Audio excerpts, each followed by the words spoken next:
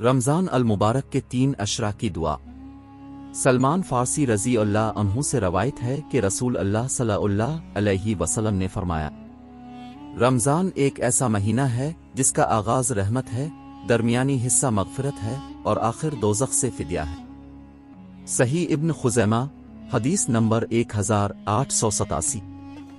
یہ ضعیف حدیث ہے اور بہت سے علماء اس حدیث کو اس کے درجے ضعیف حدیث کی وجہ سے تسلیم نہیں کرتے اور نہ ہی اس کی سفارش کرتے۔ تاہم بہت سے علماء ہیں جو اب بھی اپنے خطبوں اور تقریروں میں اس حدیث کا ذکر کرتے ہیں تاکہ مسلمانوں کو اس مہینے میں دعائیں مانگنے کی ترغیب دیں۔ رمضان المبارک کے ان 3 اشروں کے لیے کسی حدیث میں کوئی خاص دعائیں مذکور نہیں ہیں، البتہ بہت سے علماء نے رمضان کے ان 3 اشروں کے لیے چند دعائیں تجویز کی۔ رمضان المبارک کے پہلے 10 دنوں کی دعا۔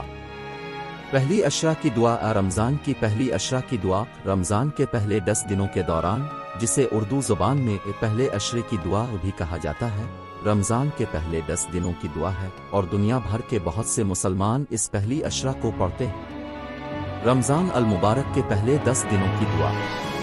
یہ ہے آؤ یہ قیاما نرے ہمیں کنویں ایسا تیسا، اے ہمیشہ رہنے والے، میں تیری رحمت کے ذریعے تیری مدد چاہتا ہوں۔